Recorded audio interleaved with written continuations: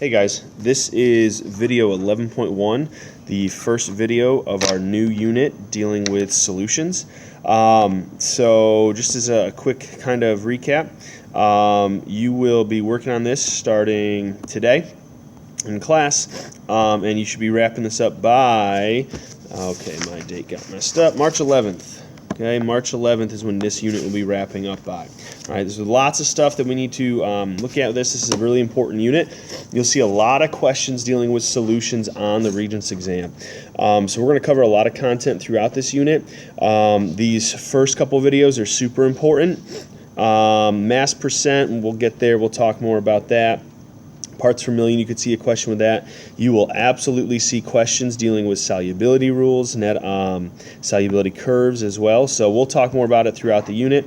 This video is talking about molarity, which is actually pretty straightforward, pretty easy. We'll kind of jump right in. Notice there's a lot of vocab, so if you haven't done the vocab already, guys, you need to take a day, get that done for homework, and then here's a little fill in the blank that you may have to use, some extra research to fill that in. But let's jump right in. So we're going to talk about solutions and how to make concentrations, different concentrations of solutions. So some terms you need to know. Solute, again, if you've done your vocab, you should know this. Basically, guys, this is the substance that is being dissolved. So it's added to the solution, okay? It's added to make a solution. So substance being dissolved. The solvent is the substance that is doing the dissolving. Okay, now there are more technical definitions than that, but I always, with vocab, try to keep it as simple as possible. Basically, the saying goes like this, guys. The solute is what you put into the solvent to make a solution. Okay, the solute is what you put into the solvent to make a solution, where a solution is a homogeneous mixture. Okay, and that's nothing new. We have seen that since Unit 1. Aqueous solution is a homogeneous mixture that is made up of both the solute, which is typically going to be a solid, and that will be dissolved into the solvent. But it doesn't have to necessarily, guys, be a solid. It could be two liquids that you're mixing together, but most of the time it will be a solid that you're measuring out in a lab, and then you are putting it into a liquid. Typically for us it's going to be water, but it could be a lot of different other stuff that's the solvent. All right, now dilute means you have a weak concentration. I'm sure you guys have heard that term dilute before, like if you have something that is diluted.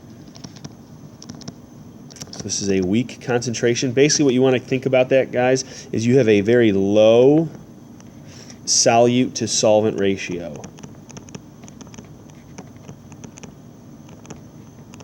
Okay? You don't have a lot of ions of your solute that you've added into the solution there when it's dilute. All right? The example that I kind of use is if you think of like when you make Gatorade yourself or make Kool-Aid, if you put too much water with it, it just doesn't taste right. It's a very weak concentration, so the flavor feels very watered down. That's what you're thinking of when you have a dilute solution. Where on the flip side, concentrated means you have a strong concentration. All right, and that is where you're going to have a very high solute to solvent ratio.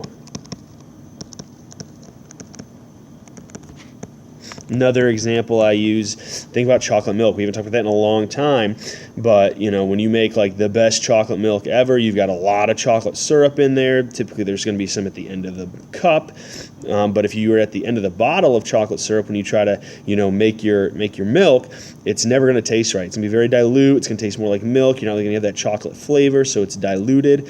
Whereas if it's concentrated, you really have a lot of chocolate. Okay. So kind of keep up, find something from your everyday life that you can remember to kind of help you remember the difference between dilute and concentrated. Molarity is what we're talking about here today. Molarity, guys, is a capital M.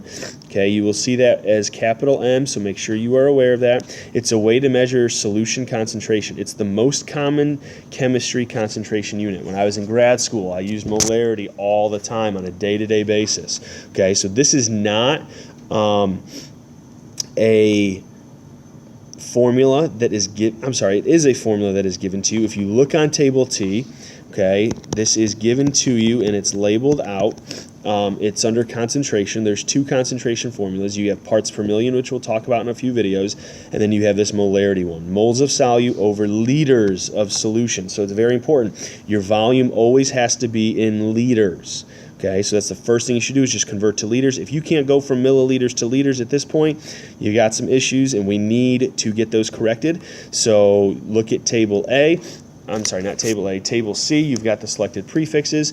Milli is 10 to the minus third, so you're going to divide your milliliters by 1,000 or multiply by 10 to the minus third to go from milliliters to liters. So keep that in mind. Let's jump into a practice example. What is the molarity? So we're looking for big M of a solution that has 250 mils. So there's my volume. Now I'm going to label it as L, guys, because again, that's going to remind me that it's liters.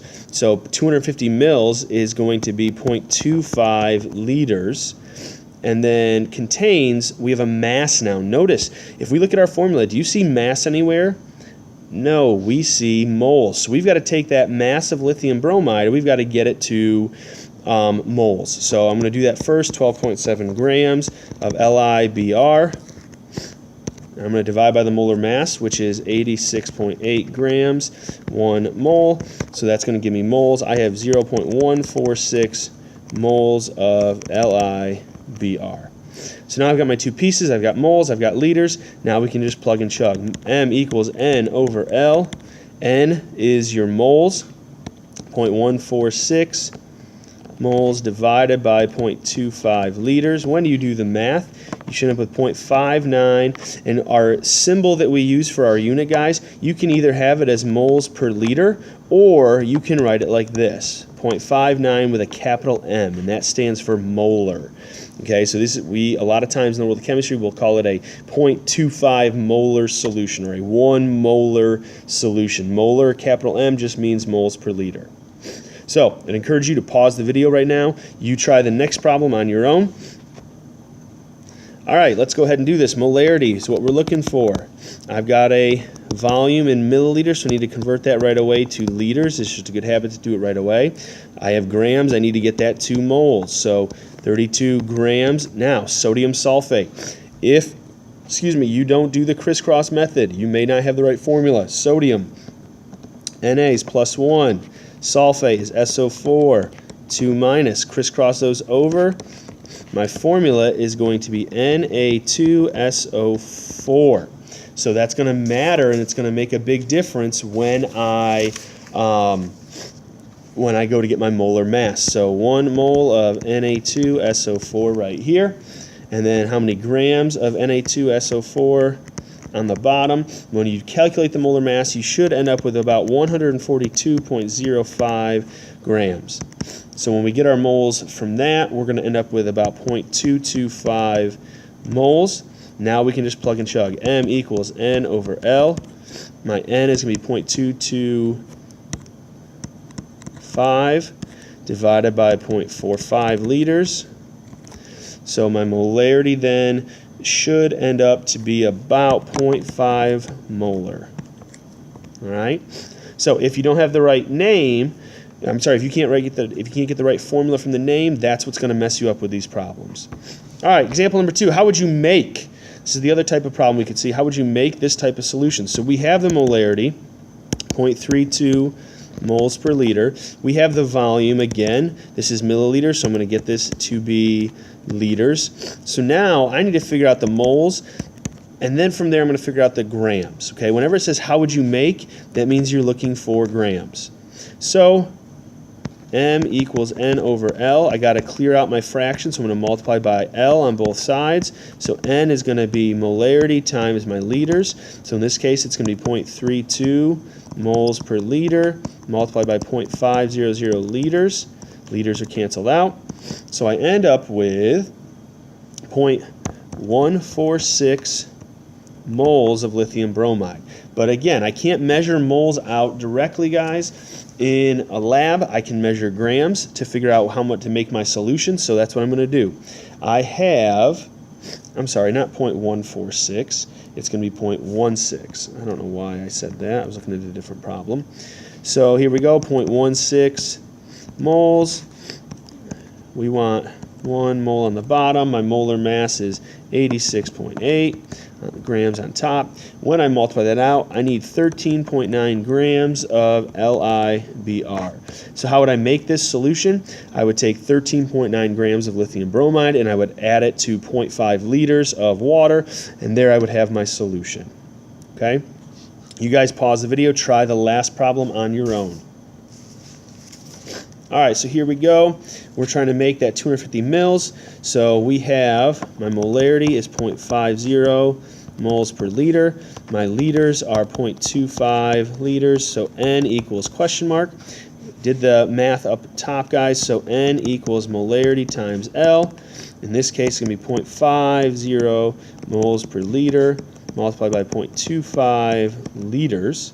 All right, so my number of moles that I'm going to get when I do that math would be 0.125 moles. Now I need to multiply that by the molar mass of sodium sulfate, 1 mole here.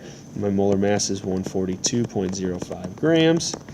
Okay, when I do all that math out, I should end up with a mass of 17.8 grams Na2SO4.